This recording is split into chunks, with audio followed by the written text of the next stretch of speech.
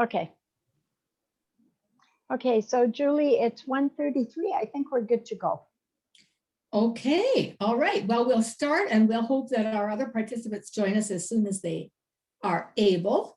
So, welcome. I don't think we have any new participants joining us on our third session. So let me say welcome back to all of you and to our third and final session in our webinar series about how to start, implement, and evaluate an intergenerational program. We're excited about the evaluation piece today. And I'm just going to very quickly, before we begin, go through the agenda with you and reintroduce you to our team. Oh. So, and Betty, I think you're going with the PowerPoint there. So if you wouldn't mind putting that up on the screen. Today we are, again, looking at part 3. And so we'll start again welcoming you to the CORE website, hosted by the United Way of Calgary. It's been a wonderful partnership. If you are not, if you are just joining for this series, I'd encourage you to join CORE overall. There's just some amazing information and opportunities abound around healthy aging on that site. So encourage you to join that. At the very end of today, Cindy will just give us a very tiny overview, as she has the past 2 times, to just remind you about it.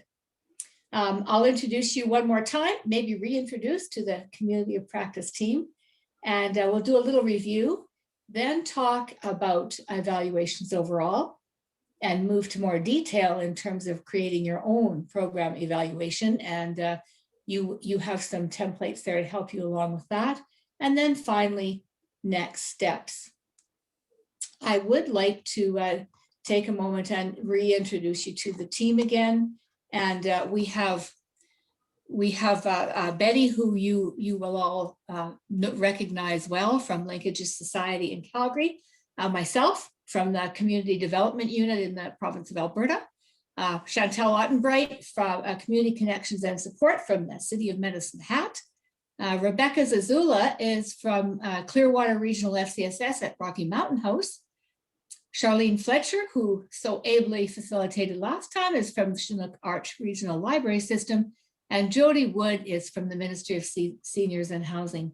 We've got a great team and just want to make you aware of all of them again. One of the things I did want to remind you of is that if at any time you feel you need some more support, more information, just I guess an ear to talk through moving your program forward, don't hesitate to be in touch with any of us.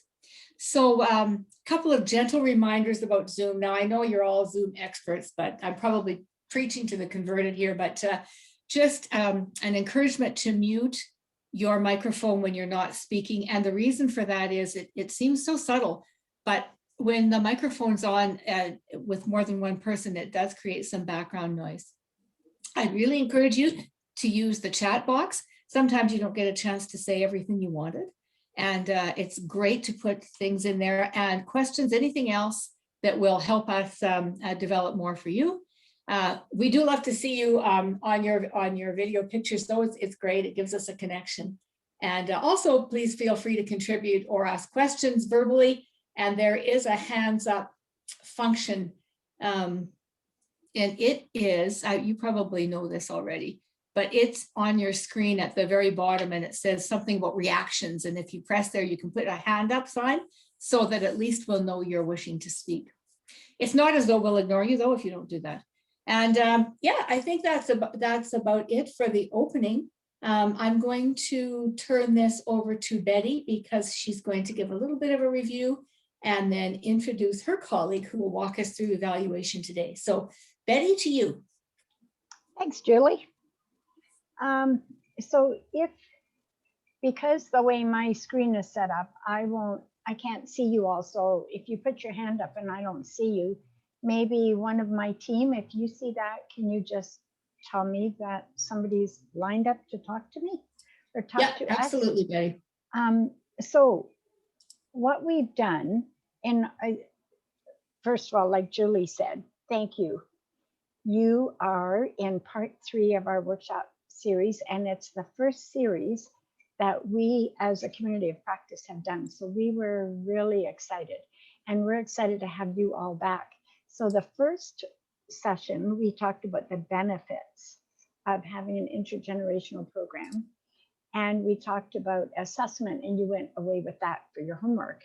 And then last time we used the assessment, and then you used a template and you planned your own program. And then your homework was to create a timeline. So I would like to hear, or we would all like to hear from some of you. How did that go? How did you do creating a timeline for your program? And it's got to be really, really tricky in a pandemic, because if you're not doing a virtual program, how are you going to know when it starts? But why don't you share some experiences of what you had, or what you, some challenges even that you had creating your timeline. And don't all speak at once.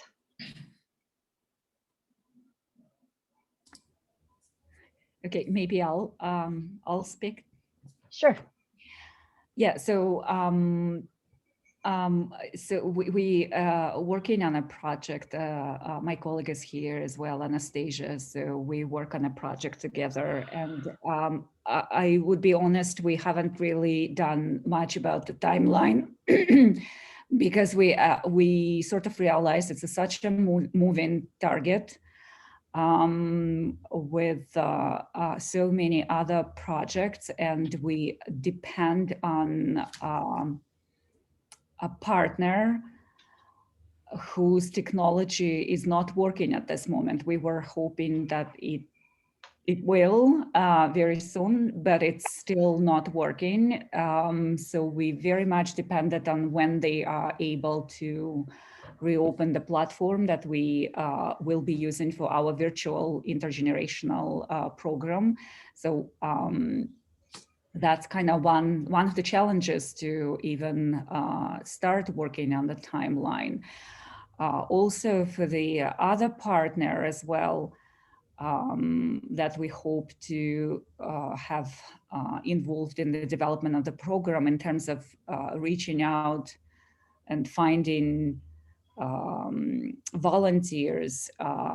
It depends on the pool of the volunteers they're going to have in the next semester. They have a program that is run by semesters. So the next semester starts, I believe, in April.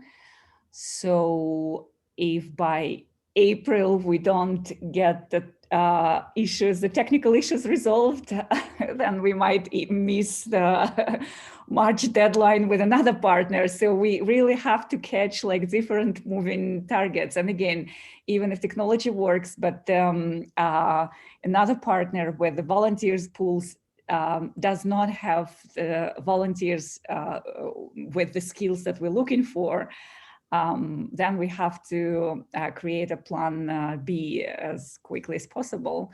So we sort of have a backup plan, but we'd love to use the plan A.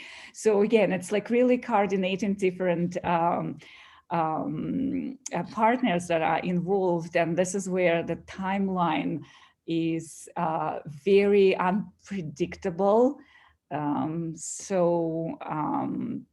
But let's say if everything falls kind of in place, we have like an image of how it's going to work in terms of the timeline, how much time we need in terms of training. There are kind of outreaching for the youth that would be participated, seniors who will be participated, then training for the volunteers involved, and the actual launch of the program.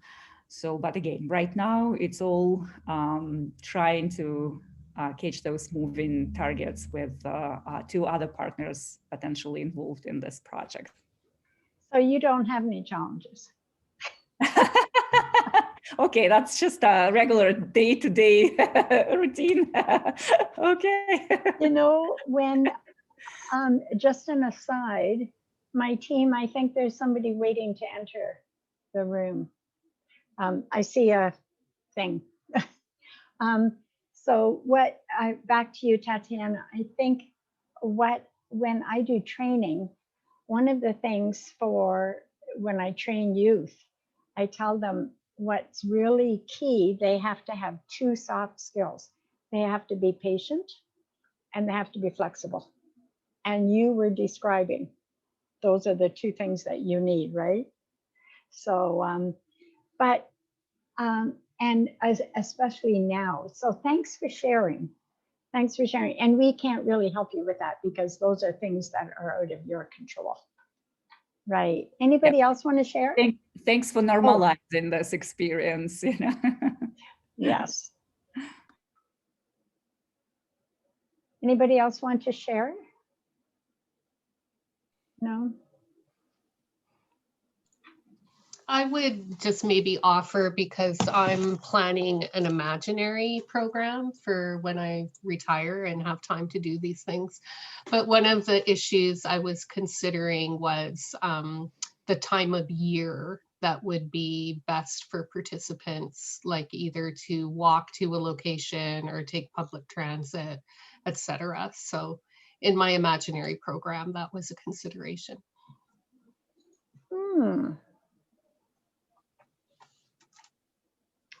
That's interesting. Any comments on what Jody just said?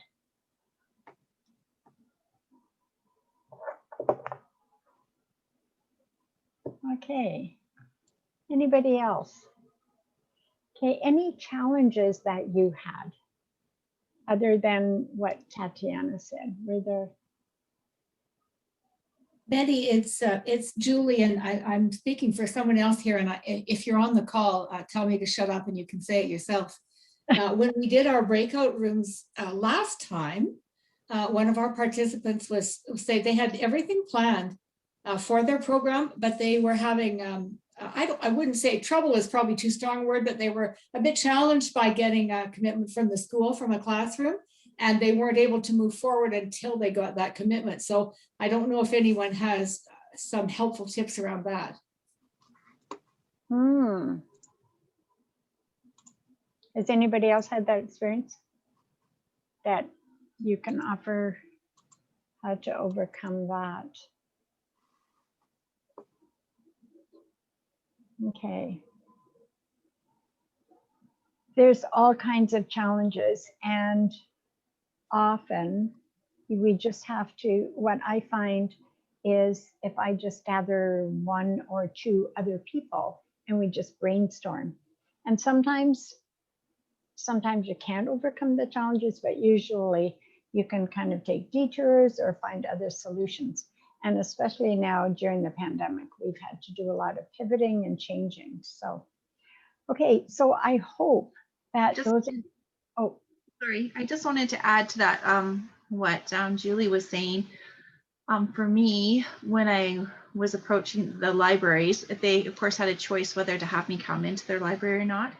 And some librarians were very hesitant. And so what I found was sitting down and having a one-on-one conversation and showing them kind of the whole plan of the program and what I was doing was very helpful. For one librarian in particular, she was like, no, in the beginning, and then we had a good conversation. She got to know me a little bit better, and that really seemed to help, where they could see the plan, and it was very open. It was like, let's just try it once and see how you like it and kind of go from there.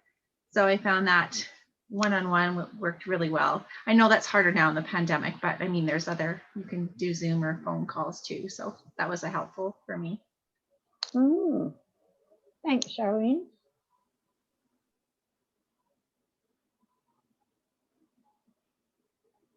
I don't want to cut anybody off.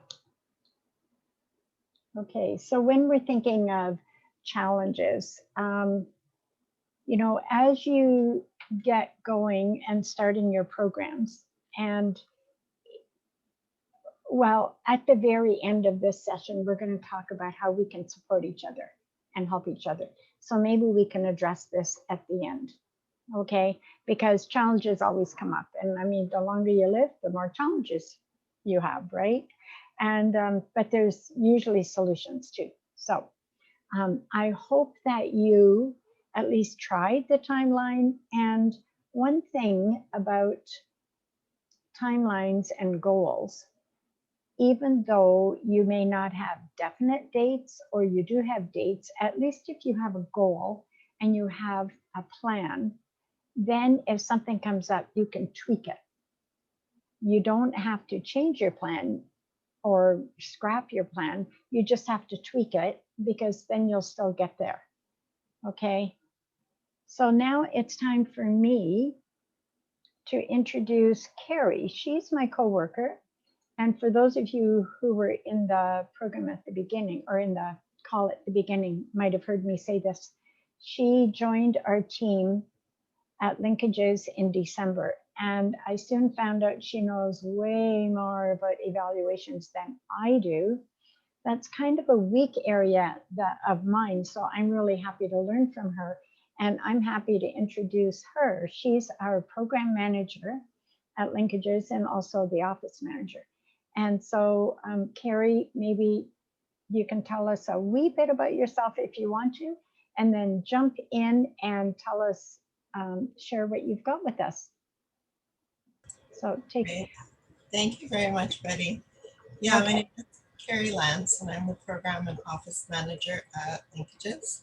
I did just start in December.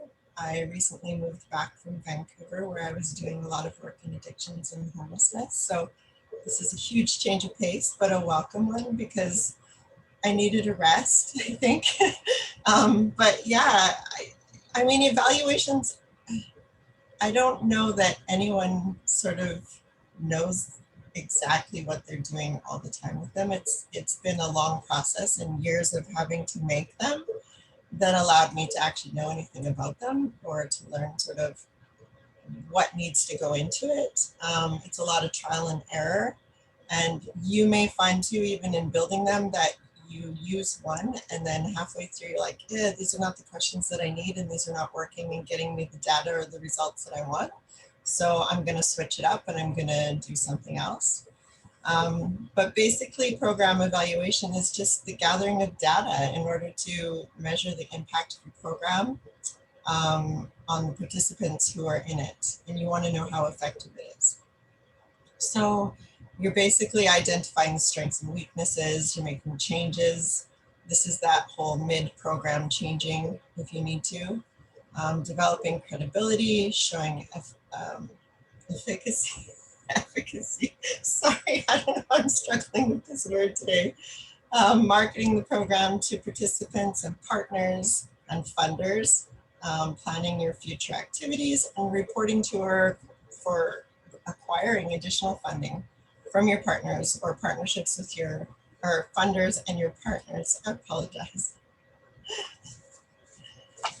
Yeah. So the two types basically that we're going to talk about, because they're the most common, are the process evaluation and the outcomes evaluation.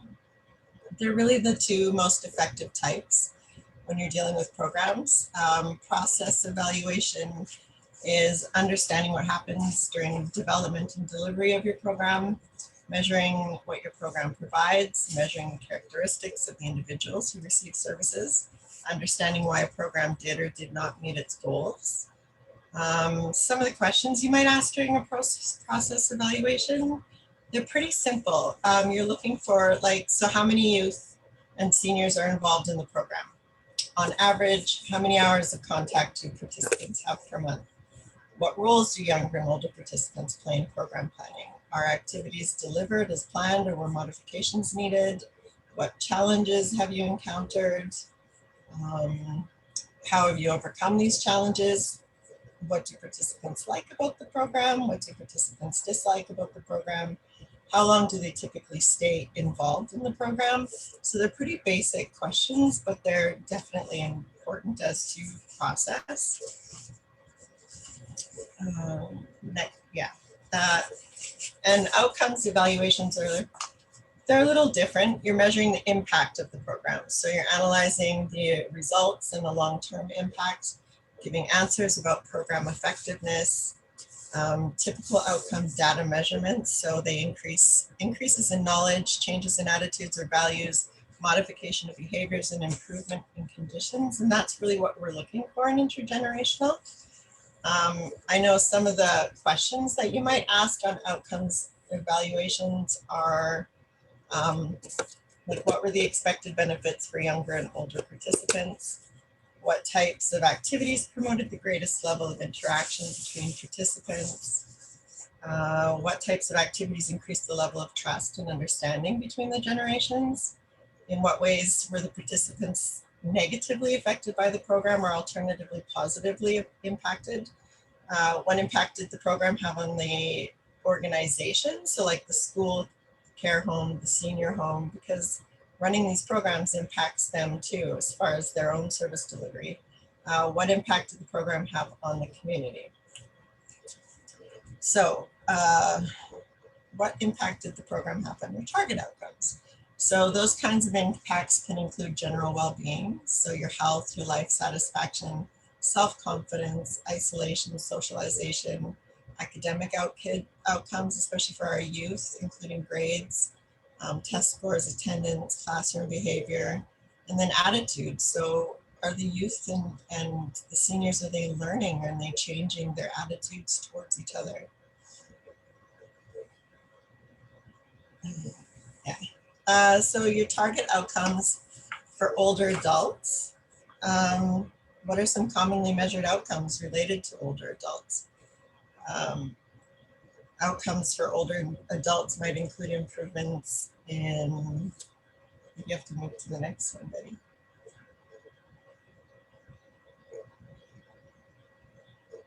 Sorry, I think we need the next slide, Betty, please. Oh yeah, sorry. The improvements might be in generativity. So generativity is the need to nurture and guide younger people and contribute to the next generation, because a lot of our seniors, that's important for them. Life satisfaction and well-being, self-esteem and purpose, loneliness and isolation are two really, really big ones right now. Sense of connectedness to others and or the community, attitude towards youth, empathy, attitudes for physical health, including energy, stamina, engagement with social and physical environments, particularly among persons with dementia, which some of our programs include. So target outcomes for youth. So what are some commonly measured outcomes related to youth? They might include improvements in sense of social responsibility, school behavior, attitude towards older people, self-esteem, empathy, life skills, including problem solving, decision making, and communication, and academic achievements. So, evaluation design. We're getting to the good dry stuff. Step one, decide what you want to learn. What is it you're looking for? What do you want to know? What do your funders want you to measure? All your data can be used to improve functioning of the program and convince partners of the program's value and to apply for funding. Decide what you want to learn. So what do your funders need to measure? What kind of information do you want to collect? What do you hope to learn? How will you use the information? Next slide, please, Betty. So, really good hint, go back to your original planning. When you did that template in the very beginning and you were trying to decide what it is exactly that you wanted to do and what your impact wanted to be, a lot of people use, like we at Linkages, we use program logic models. Look at your goals for the activities, what impact do you want to have on your older adults, and what impact do you want to have on the youth. And you can find all of that. You can find it in your program logic models. You can find it in your probably even in your contracts. So that's where I would go to look for that. Next one, please. Pre and post-test comparison. So sometimes you're doing, you're collecting data from them before in your pre-program evaluation or survey, and then you're comparing it to the one that you're doing at the end, so the post-program survey. Sometimes some people are doing mid-program evaluations, which are also beneficial depending on what you're looking for, because you can measure changes over time, but it can't tell you whether the changes would have occurred without the program or not. Pre and post test data can either be quantitative or qualitative. Next, please. So I feel like I'm back in college talking about quantitative. So quantitative evaluation, basically quantitative is something that you can measure numerically. So these are going to be the evaluation questions where you're using a scale from like 1 to 5 or 1 to 10, and you're asking them to rate on the number scale. They can use, you can use those for such things such as, to assess knowledge of specific variables such as loneliness, self-esteem, can be compared to assess changes in the group as a whole or changes in individuals. Your qualitative evaluation is basically your narrative data. So those beautiful quotes that we love to include in our annual reviews on our websites, they're beautiful. Like, use them when you get them on a survey. Absolutely use them. Comments collected during interviews or in a focus group, notes taken by observers, journal entries, notes based on videotapes or just in your program. Next, please. So your data collection methods. Surveying participants, which are your closed-ended questions, multiple choice, true, false, and your open-ended questions or surveys. So those are where you're asking them so what did you like about the program and why? Open-ended questions might include, describe what you liked most and least about the program. What are 2 things you learned about yourself? What are 2 things you learned about another generation? So they can be really good at getting increased information. Sometimes it backfires and they don't like to answer those kinds because it's not quick. But I think you get a lot of really rich information from open-ended questions. Next slide, please. So your pre and post surveys. So to understand impact on specific program variables, standardized scales or measures are the gold standard for assessing impact. I included, or Betty sent to you the measures. I put together a whole bunch of the measures that we typically use. Frequently used outcomes measures. I think it was probably 10 or 12 pages long. There's some really valuable information in those, and you can use a lot of those questions in your surveys. Use the target outcomes you set for your intergenerational program. Use a measure that will help you measure that impact. Sorry, I guess I missed that one. Make sure to document particularly poignant quotes and stories from your participants. These responses can add richness and depth to your evaluation, like I said. It can be used in your media, quarterly and annual reporting.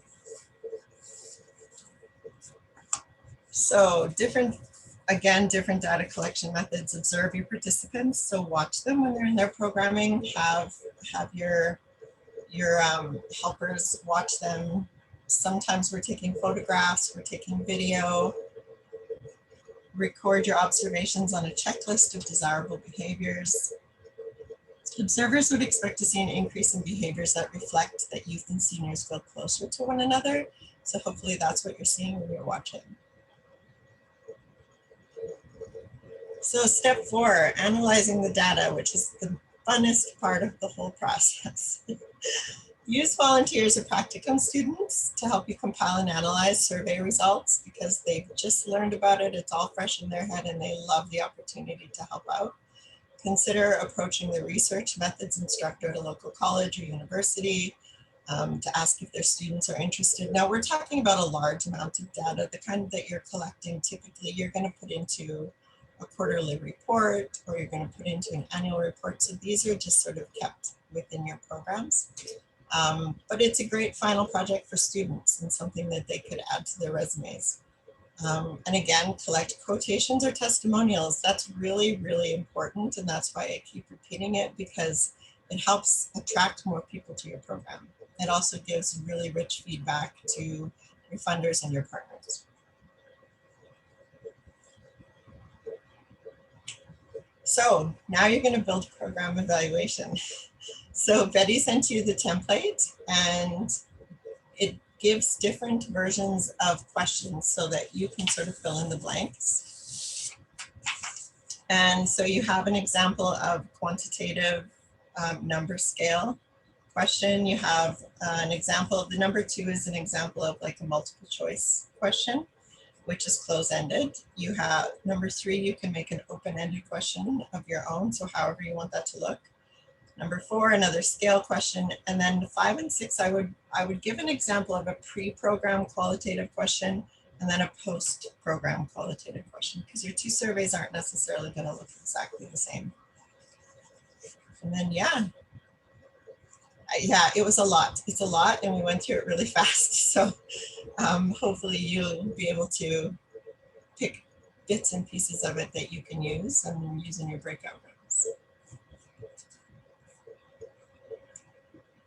So before we go into the breakout room, do you have any questions about what Carrie's asking you to do?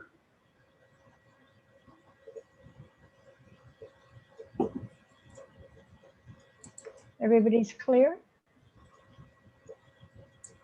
Okay. Carrie, can you, when you look at number 5, pre-program qualitative question and post-program, would you be able to give us an example so we know what you're talking about there? Or maybe they know. Yeah, no, absolutely. So a pre-program quantitative, so that could be, or qualitative, sorry, that could be as simple as have you, I think I have it on our other one actually, have you been involved in activities or programs with anyone from another generation before? And they may say yes, and maybe they have, but chances are a lot of them will say no, because it might be their first time actually working with someone outside of, or not working, but engaging with someone outside of their family from another generation. And then the post-program qualitative question could even reflect that same question, but just be worded a little bit differently, as in, so, no, my brain is going blank. So what did you learn? What did you learn about other generations from this experience? So you're looking for similar information, but you're just wording it slightly different so that you can find out what they actually learned. So then, I hope so. I mean, yeah, it is to me. So what I'm thinking is then once you've done an evaluation, a pre-evaluation form, and then at the end of the program, you do this again, you would compare the answers to those 2 questions. Is that right? You can, but you don't necessarily have to have the same 2 questions. Oh, okay. So, yeah. You might just be specifically looking for what they learned from working or from engaging with another. Right. Okay. So any questions before we put you into breakout rooms? There was people asking if the slides would be sent out in an email as well separately. Just because there's a lot of information on them that would be great to reference to. I will say yes. Thanks. I'll do that tomorrow. Okay, so we're going to give you 20 minutes.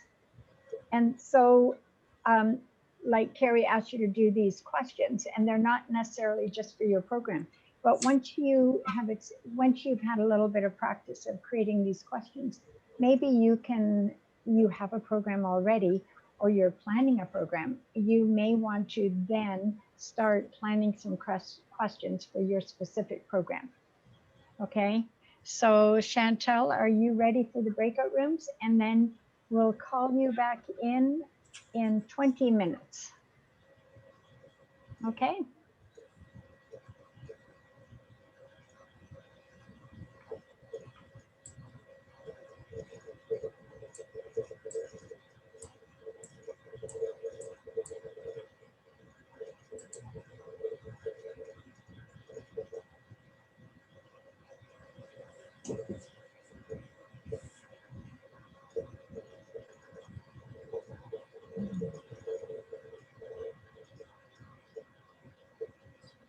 How are we doing? They're all in rooms? Oh, Opened it, so I'm not sure, Betty, if maybe you have to stop screen sharing to make that happen, but oh, rooms have been okay. opened.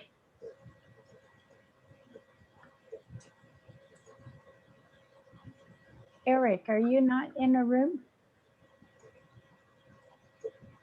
He has been assigned but not moved, so I'll just move him. Okay. Hang on, Eric. Chantal's moving you.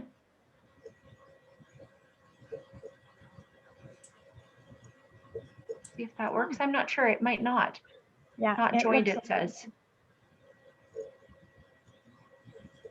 Oh, maybe. I think it's on his end. He has to click something to actually move himself.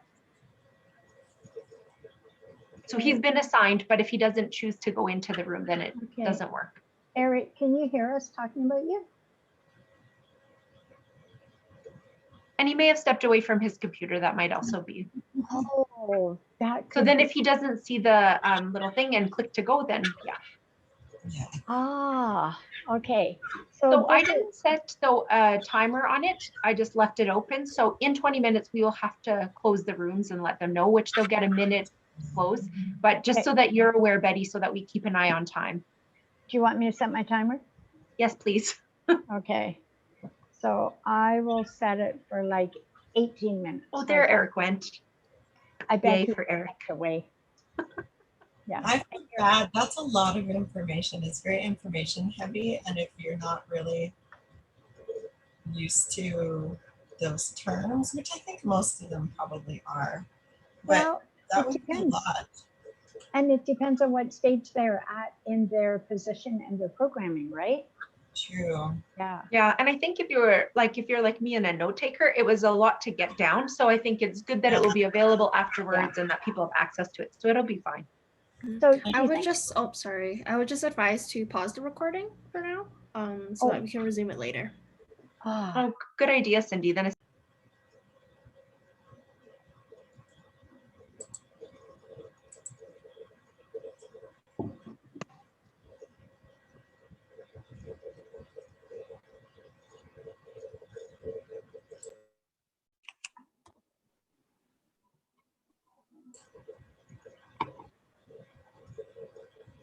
Okay, so now we find out how you did. I hope that everyone sort of had a pretty good idea of what they were doing and it wasn't that difficult. Does anyone want to give an example of what they might have put for question 1? I mean, I have an example up here, but I'm sure you came up with lots of great ideas.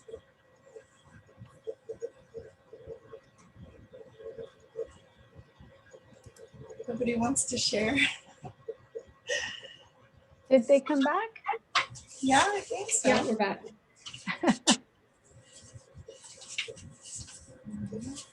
Well, ours was very similar to what you had for your number 1 also, was just how often do you have an interaction with someone from another generation? So that was very similar to yours. It's perfect. And then I think, yeah, so, and you can rate that because it's quantitative like that, you can measure it over time, which means that, you know, obviously at the end, they're going to answer that very, very different, which is like a kind of a bonus data for you to show that there is definitely some kind of improvement. Number 2, so we did a closed-ended question, which was basically just multiple choice. So when I spend time with people from a different generation from me, I give more than I receive, we both give and receive the same, or the other person gives more to me. Pretty basic, very easy for them. And then number 3 was our open-ended question. So what does community mean to you? Typically, I would follow that up with another community question if I was going to ask them to define a word. Can I see the next slide, please, Betty? Yeah, see, so number 4, are you happy with your current connection to your community? Because if you're going to ask them to define something, you want to ask them sort of how it's applying to their life at the moment. Number 5 was another, so that was like a pre-program qualitative question. So that would be very simple. Why did you join this program? What interested you about it? And then number 6, have you benefited from having an intergenerational friendship? And if so, how? So you'd obviously ask that post-program, but they're not necessarily connected. So you don't have to have connecting questions necessarily, as long as they're giving you the kind of data that you're interested in getting. Did anybody have any really wonderful questions to share with us on any of those?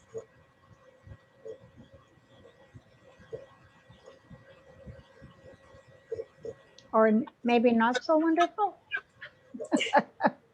It takes a long time, so I'm sure I've made a lot of not so wonderful questions. It takes a long time to get this. It's not an easy thing, so maybe.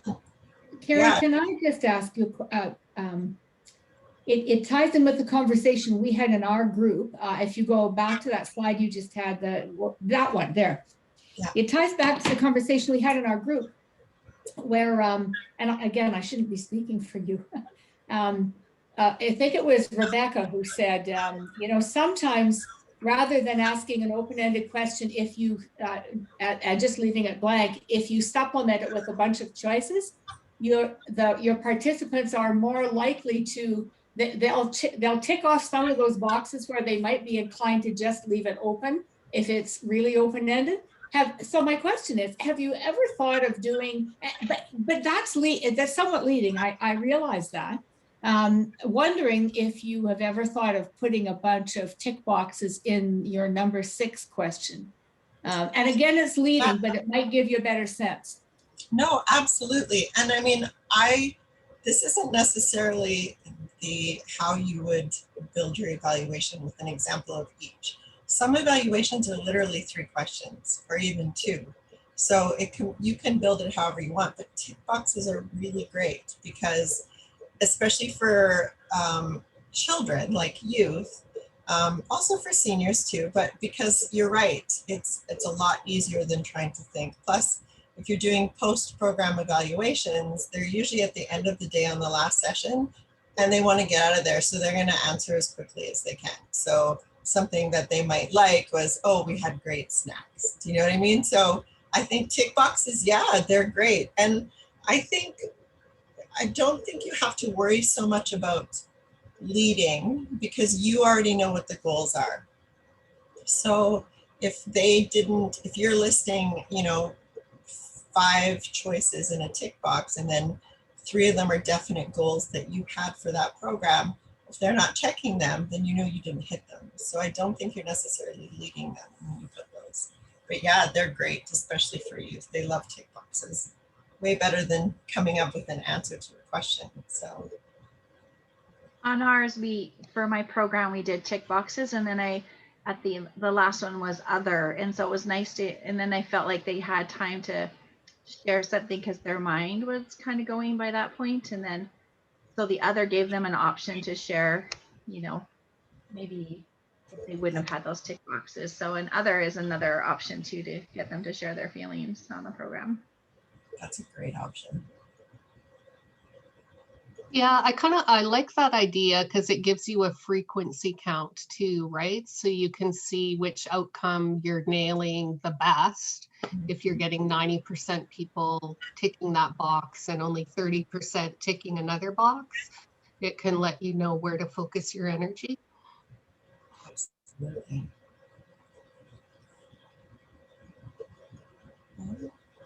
Was there any other ones or any questions?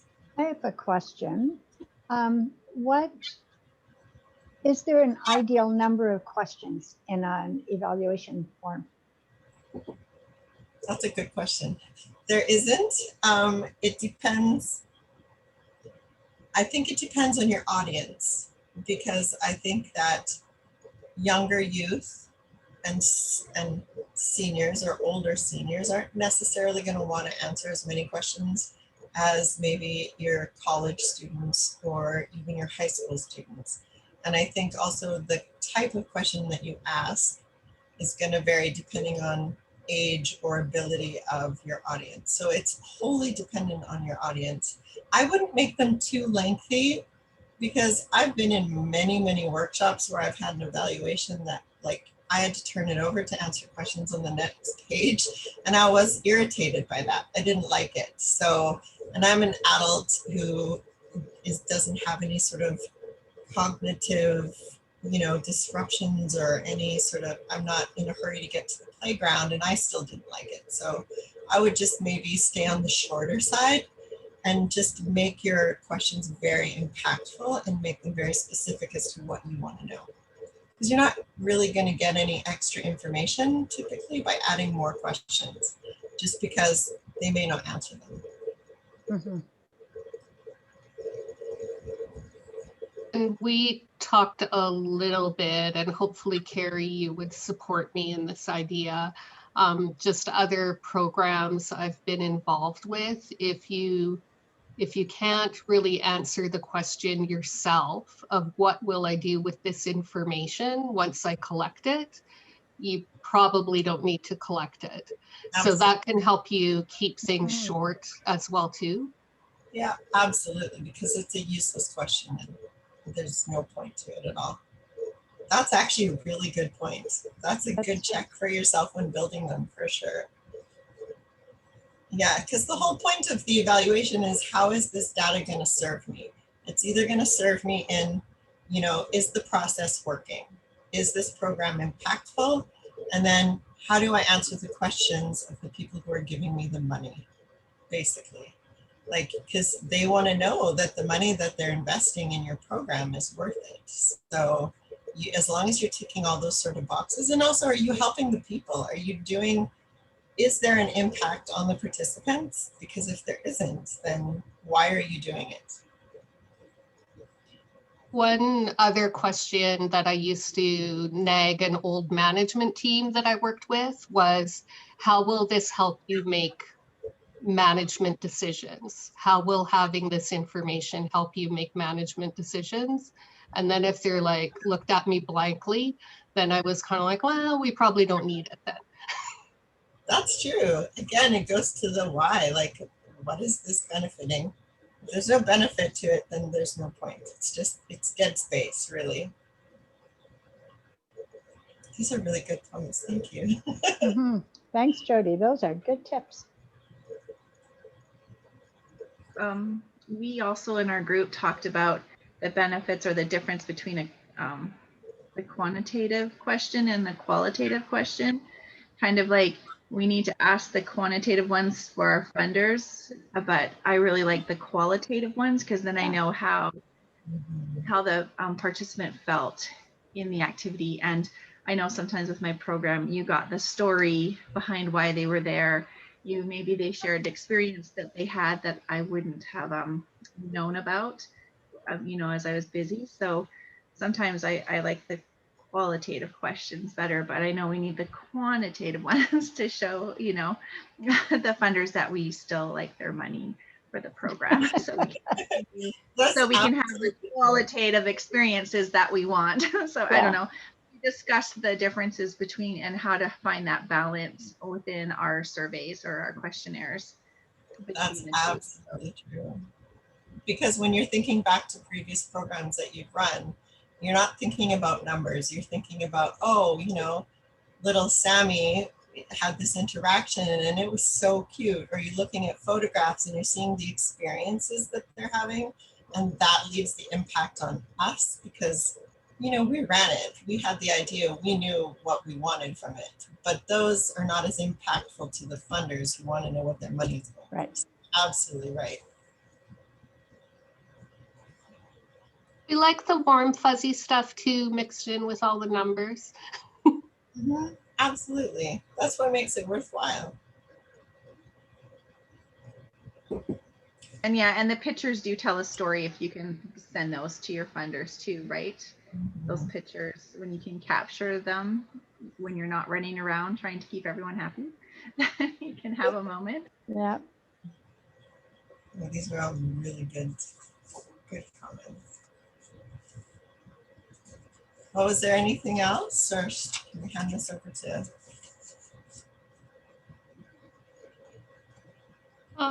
Maybe just with Tatiana, jump in if you want. So the project that she'll be involved in is so kind of new and different. We did talk a lot about how there needs to be like evaluation or check-in points around how the mechanics of a program are working, as well as the perspective of multiple people that are involved that might not necessarily be tapping into an outcome, but the process of how things are being implemented. Yeah, well, and that's important too, especially with new programs. So that's when you're going to focus more on your process. Now let me look here. The process evaluations, because it's more about what happens during the development and delivery of the program.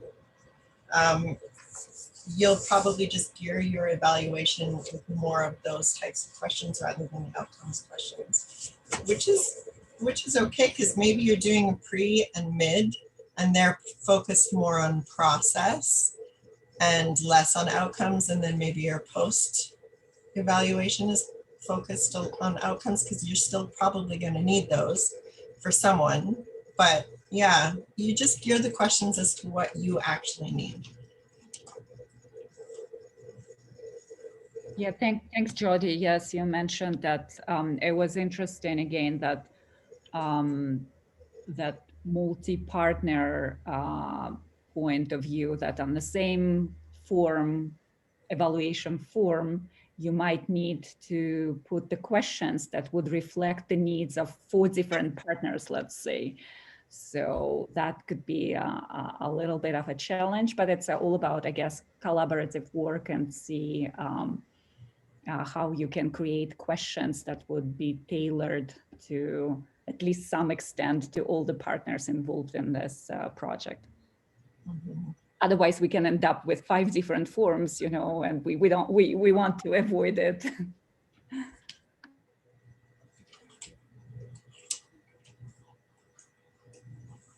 Okay. Well, thank you, Carrie. You're welcome. If everybody wants to do their little clap signs, because I think she did an awesome job, and wow, we will get those slides out. So the next thing is what now? We've done a series, a 3-part series, and my feeling is like you're just getting started, or maybe you're not even starting yet. So the question we have is, what do you need to help you move forward in the immediate future? So we on the committee want to help you, but we need to know what you need. So is there anything that comes to mind now that you think would be valuable as support or help from us, the committee?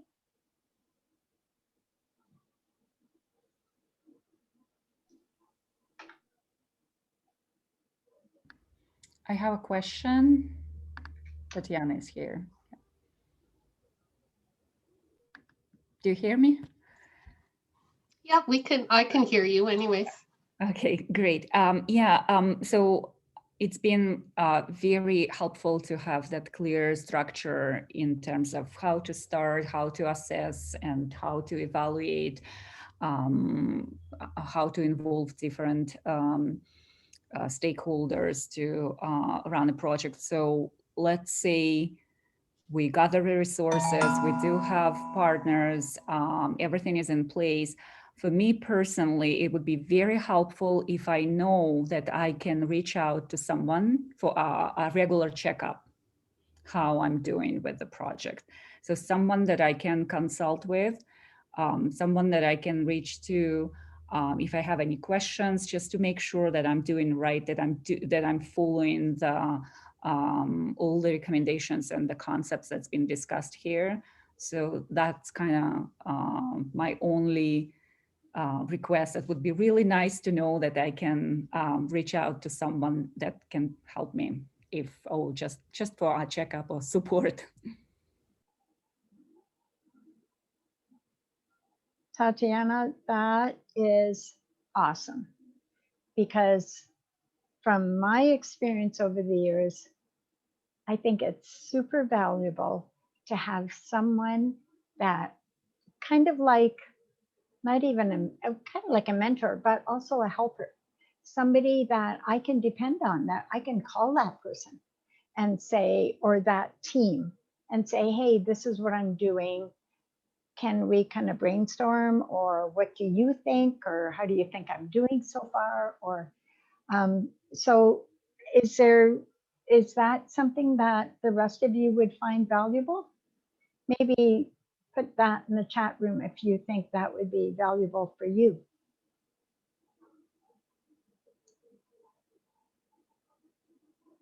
Thanks, Tatiana. Anybody else want to share something that you need help with, or that not even help? How can we support you going forward?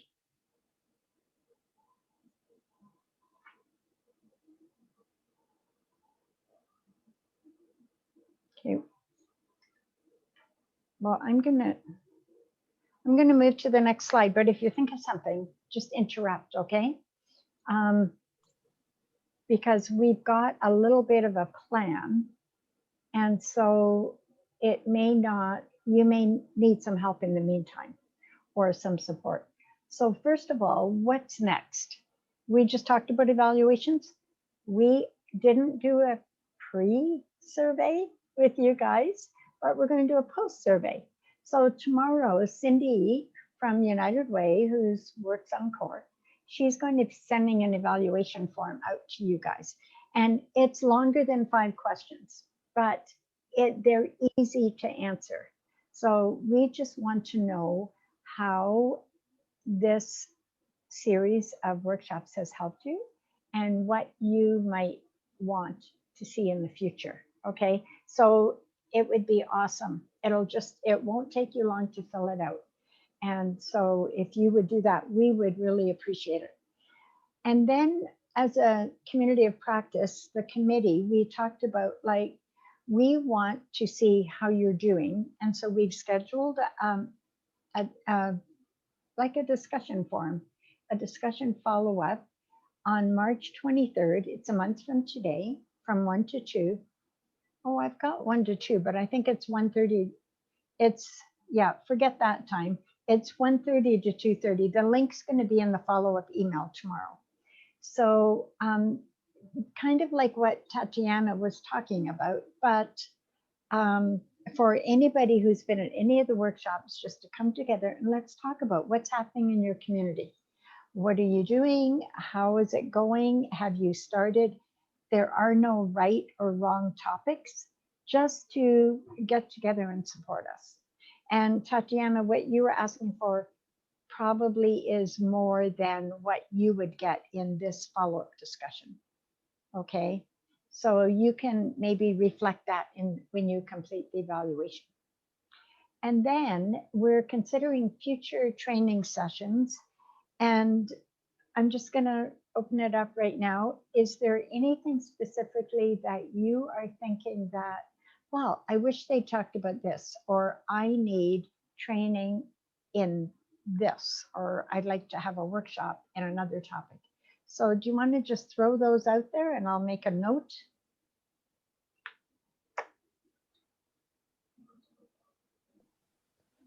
One topic I can think of is we've had a couple rural communities reach out to us on how to become a designated age-friendly community. So topics around age friendliness and the resources out there and what that looks like to make that designation happen. Age-friendly designation. Cassandra, where do you live? Where are you located? I'm in Edmonton right now, but I work for the Rural Development Network. So we do all our activities outside the 7 cities in Alberta. And we just recently went national. So we also do national rural activities too. Really? Ah, okay. I don't know. was going to say much, I don't know anything about age-friendly designation, but I'm assuming that that would include intergenerational workshop or programs, right? Yeah, there's like 8 different domains, and I think that can fall under like respect, social inclusion, and ageism as well. So Okay. Sandra, I have a good contact for age friendly with the ministry that could probably help you out. perfect. I'm going to put my email in the chat box. So if you just email me, I'll get you connected with a woman named Carol Ching, who's kind of the guru of all things age friendly. Perfect. Thank you. Wow. Thanks, Jody. No worries. That's great, because our community of practice is more connecting youth and seniors, but age-friendly sounds very, very interesting. Any other topics? So you're going to get a chance tomorrow in the evaluation when it's sent out to also add topics that you're interested in. And we do have little checkpoints, tick boxes, so that you can let us know. And you know what? You've got my email at any time. If you think of something that would be a good training session to have or a good workshop to do, just shoot us an email. And don't forget to go on CORE. Go to CORE and become a member. I think probably all of you are. And there's just tons of resources on there. There was So- a couple mentioned in the chat box, Betty. Okay. There is one for what kind of activities to do with clients with dementia and intergenerational housing. So there's. Ah, okay. And the Activities- idea of regular meetings Oh, is right. also in the chat as well too. Regular meetings? Yeah. Okay.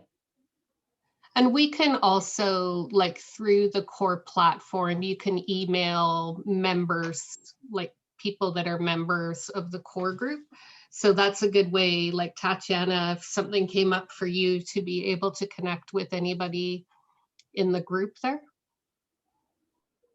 So I'm going to, right after I'm finished, I'm going to ask Cindy to come on and just talk about CORE briefly.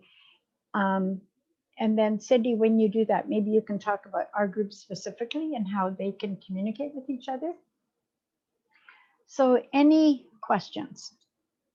It's almost 3 o'clock. I hate going overtime. So any questions before we wrap up? Or any comments? Betty, I just wanted to follow up on Tatiana's behalf to some extent, although what Jody said was helpful. I was sensing from your comments that you might, maybe initially anyway, want more support than just this follow-up that we do on CORE once a month or whatever. So, or maybe not once a month, but that we're going to be doing. So if that's the case, I know Betty, pardon me, Jody said that you could contact any one of us, and I think you need to feel free to do that without being embarrassed about it or whatever, and not to wait for the next session if you feel you want to talk about something in between. Thank you, Julie. That's very generous offer. Thank you.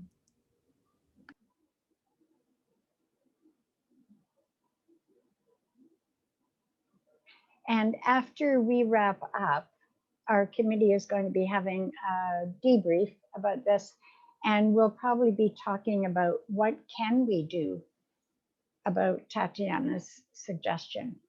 And stay tuned. We will email you if we think of something that we can do and reach out to you to kind of get together before March 23rd, if that's something that we think we want to do.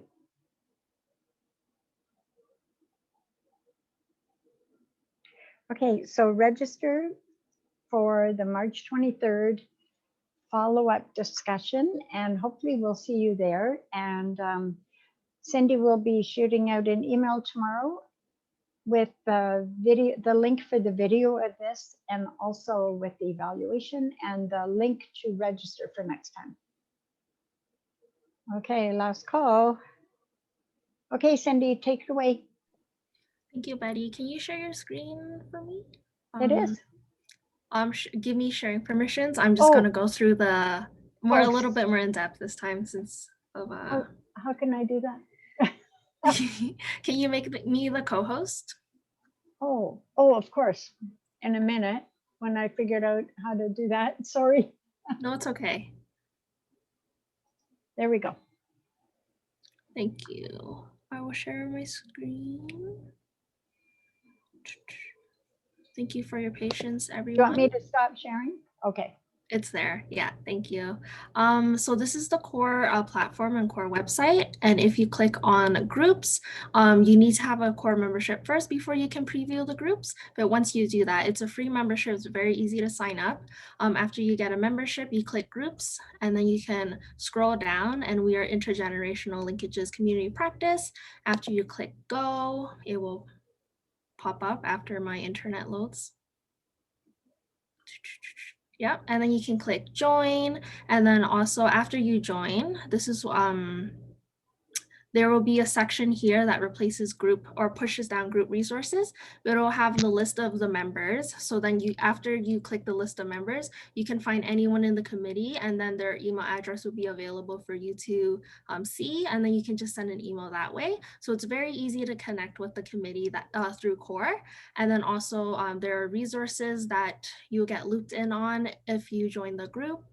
There will also be events that will be highlighted, that sort of thing, and also future training. So we hope that you join the core group so that you can stay in the loop of everything. And then I will share. And then the email that Betty was mentioning that I will be sending out tomorrow will also have links to all of our previous recordings of the series. So part 1, part 2, and also part 3. So I'll have all the PowerPoints and the handouts that we have been using throughout the series all in one place. So we hope to make it very convenient for you to find everything. And I think that's all on my end, Betty. Thank you so much. Okay.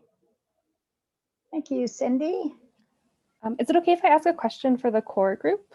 For sure. So